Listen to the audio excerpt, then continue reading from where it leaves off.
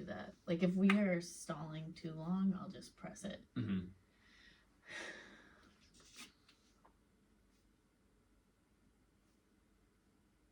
Do you want to do the opening or do you want me? I can do it again because you're going to probably talk a lot.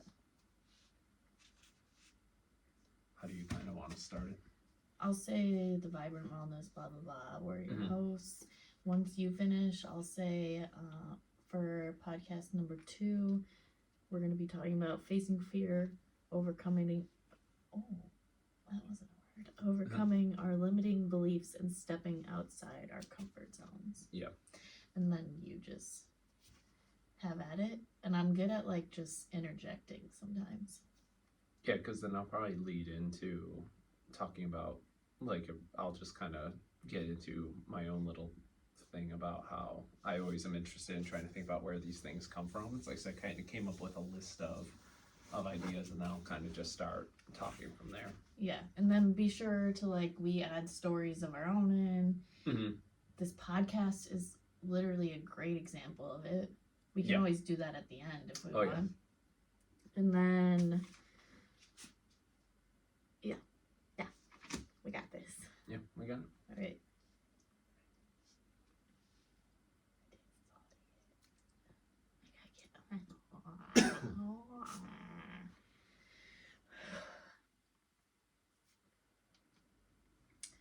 Welcome to Vibrant Wellness Unleashed. We are your hosts, Emily Ruggieri. And I'm Mike Ruggieri. And today for podcast number 2, we will be talking about facing fear, overcoming our limiting beliefs, and stepping outside of our comfort zones. Yeah, it seems to be a popular discussion. At least I see it all the time in the world of fitness. I feel like the limiting beliefs and the fear of failure is something that does pop up very often. Mm-hmm. It seems to be a very common theme amongst people. And so I've always been curious about why that has always come about. So I kind of created a list. So in terms of, I'm always just curious, like I feel like when it comes to first trying to figure out how to tackle things, I'd like to try to think about where is it that these things come from. So kind of thinking limiting beliefs. I know limiting beliefs can be anything, but I kind of put it more specifically into like fear of failure, because I think that's why a lot of people don't start things.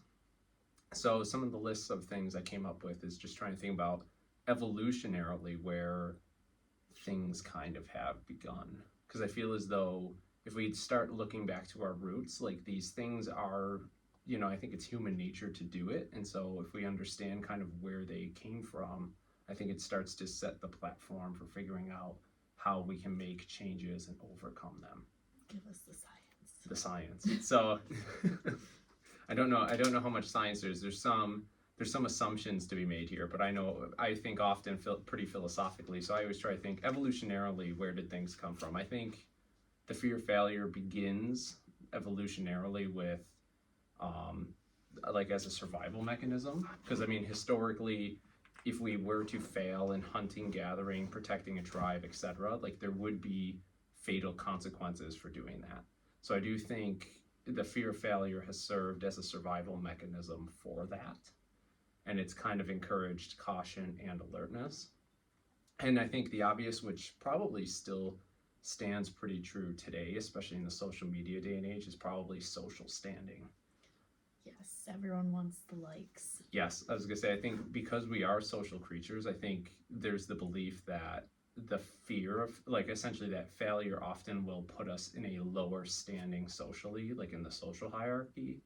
And then it would kind of lead to, and again, evolutionarily, it would lead to decreased access to like resources, mates, and influencing evolutionary fitness. So, those were from the evolutionary standpoint, some things I kind of thought of. Of course, like there's the psychological factors, like as we all begin to grow up and like our brains begin to develop, kids, if we think about them, start understanding social norms and expectations. So I think like the fear of failure begins to develop too when they start to internalize the idea that failure is undesirable or unacceptable, which kind of starts leading into like parenting and education and how that can influence how we perceive those beliefs. And of course, then personal experiences. If people have individual experiences of failure and they're traumatic or they're very disappointing, like that can lead to some pretty long lasting issues down the line. Sociocultural influences could be just cultural expectations. Like I know there are different cultures will have varying attitudes toward failure. I don't know which ones would have the worst. I don't know which one would have the worst attitude toward it. But I know, probably being, in different societies, I'm sure it could be perceived as a catastrophic event and it could lead to shaming or who knows what else. It's like, I don't know. I'm not too, like I said, I don't know that much about what might go on in different cultures, except the perception there could be different. And of course, again, just media and societal norms. It's like how it's portrayed in the media, I think also has a pretty big weight in terms of how people will kind of perceive it. So how can we overcome our limiting beliefs or step outside of our comfort zone? I think a lot of times one of the best things to do in terms of probably limiting our beliefs is trying to redefine, I guess, maybe like what it is that we're perceiving. I think a lot of times like changing our perception on the task and kind of not thinking of failure as something that's bad, but trying to think of it as a stepping stone for growth starts to become one of the best ways to try to move forward. I think if you dwell on it for too long, it really starts to limit how you think you're going to go. Like again, I can think about my time as an athlete as a prime example. Like there was never a time I dwelled on the thought that something may not go right. I always knew that could happen. Like I always knew there's always a chance I could come up short. I may not do something well, but I did my best to always remind myself that, this was not a life or death situation. At least in this case, it's like being an athlete, it was really pretty simple. It's like if you didn't execute something the way you wanted to, you were pretty much just able to go back to the drawing board once it was done and realize like, okay, you may not have gotten the result you want, but how would I take what I learned from that and change my approach next time? And as long as I feel like I learned from it, I never saw failing or coming up short as something that was bad. I always just thought it was like, oh, this is really good. I can actually learn a lot from really screwing something up because I'm going to have to figure out how to fix it. I think in my own personal story, I wasn't afraid this certain story. I wasn't afraid of failing. I was just scared in general. So I was afraid to actually, about 5 years ago, come to CrossFit, work with Mike.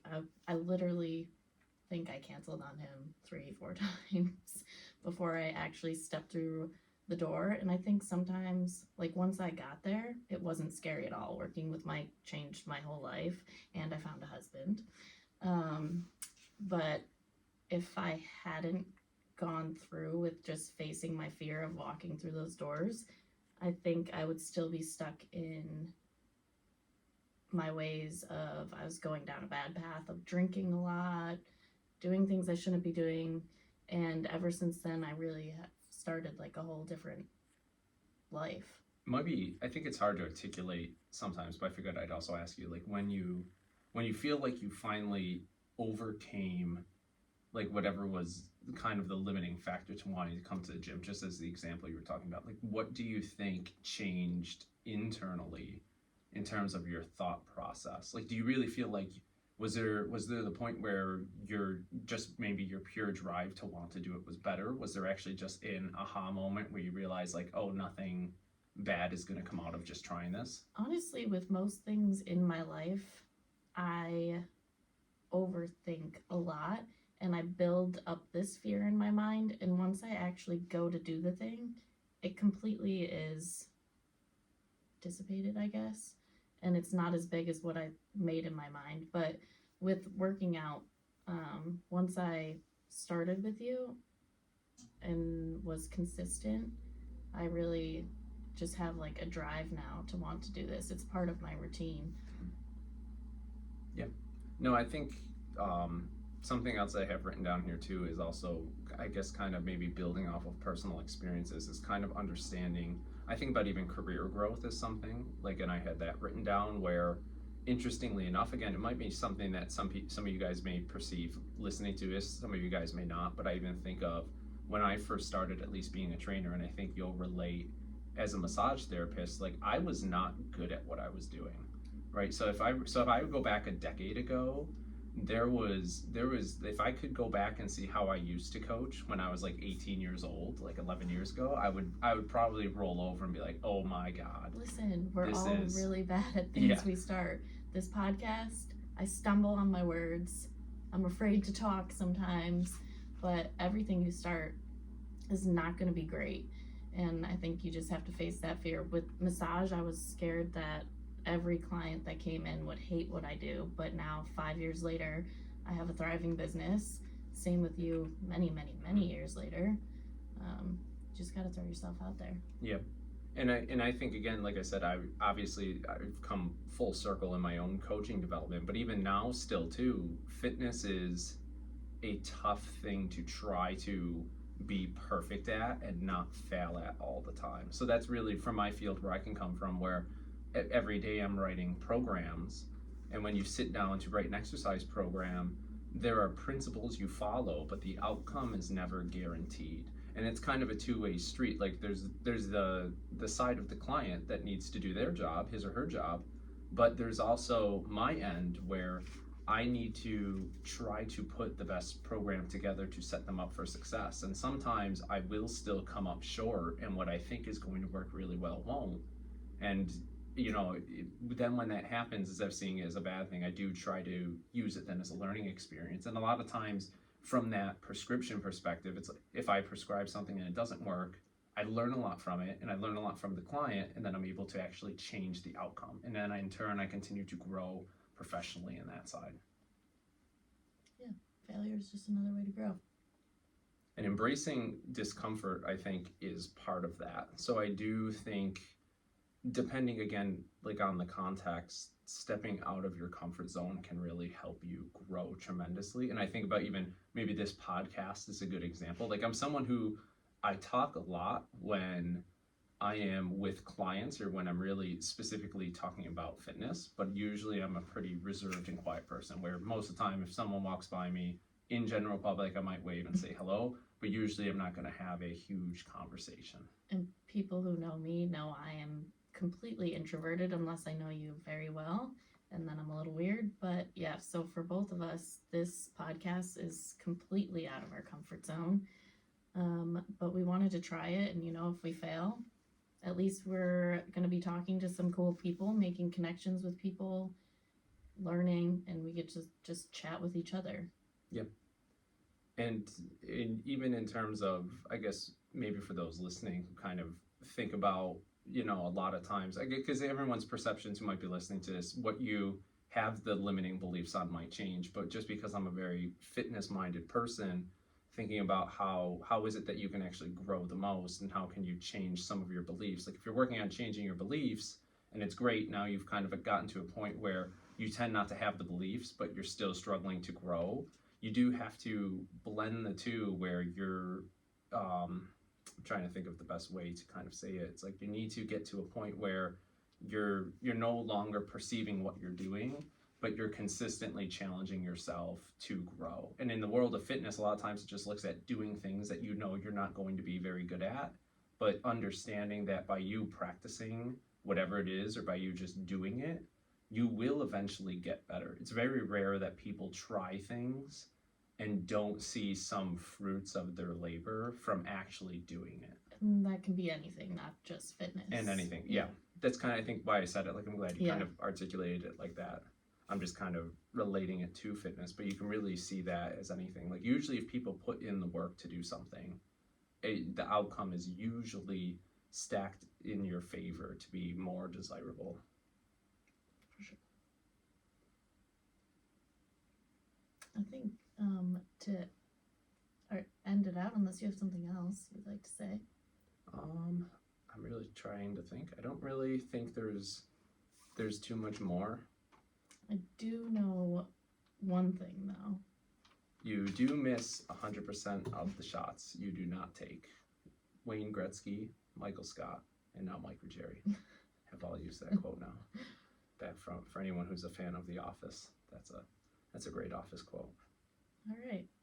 So stay tuned for podcast number 3 whenever we feel like doing it. Mhm. But I believe we will have a guest with us next time, so stay tuned. I'm so bad at this. I was like,